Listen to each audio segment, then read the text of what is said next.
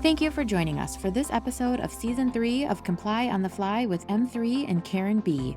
Comply on the Fly is your trusted weekly resource for reliable insight and quick answers to common employee benefits compliance questions. Please note this podcast and the contents herein do not constitute legal advice. Seek the advice of counsel for any employee benefits compliance related guidance or strategy. Hello, everyone. I'm Karen B. And the Comply on the Fly topic for today is, can our Medicare eligible employees contribute to an HSA? Or can we, as the employer, continue to contribute to the HSA of a Medicare eligible employee? And the answer is, it depends. This subject, the relationship between Medicare and HSAs, is definitely confusing, but I will try to break it down for you. As you probably know, HSA stands for Health Savings Account, which functions much like a bank account. They were created in 2003 as a mechanism for individuals who participate in an HDHP, or high deductible health plan, to save tax-free dollars to pay for qualified medical expenses. There are certain eligibility requirements that must be met in order for an employee to contribute money to an HSA. Those requirements are they must be enrolled in an HDHP, high deductible health plan. They cannot be covered by any other impermissible healthcare coverage. They cannot be claimed as a dependent on someone else's tax return. And here's the key, they cannot be enrolled in Medicare A or B.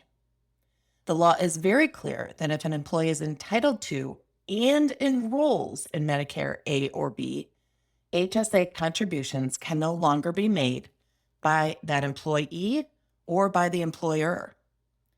If an employee wishes to contribute to an HSA, even though they are Medicare eligible, so not necessarily enrolled, but eligible, their enrollment in Medicare could be delayed.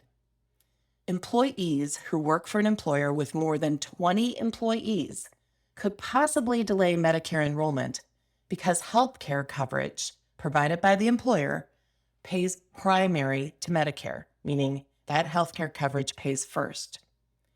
The scenarios include working employees could decline Medicare Part B and enroll when employer coverage is lost. Working employees could decline Part A as long as they're not accepting Social Security benefits. If the employee declines both Medicare Parts A and B, they could still contribute to the HSA as long as all the other conditions are met. Employees of smaller employers, so 20 or less, most likely will take Medicare coverage when it's first available, as Medicare pays primary to any group health coverage offered by the employer.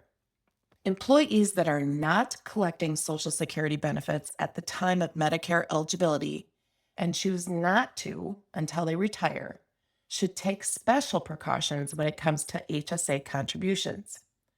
All HSA contributions should be stopped up to 6 months before the collection of Social Security benefits because Medicare Part A can be retroactive up to 6 months.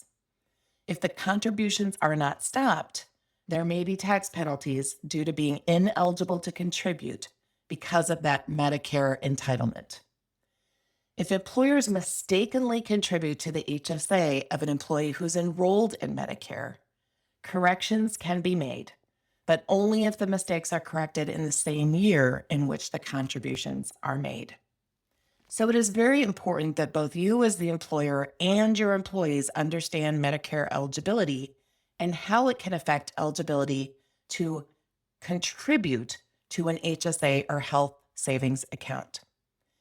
It would be wise to do a regular audit of your employee population to understand how compliance issues with these requirements can be avoided.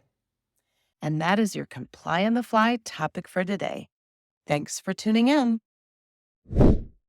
For more compliance insights from Karen B., please visit m3ins.com.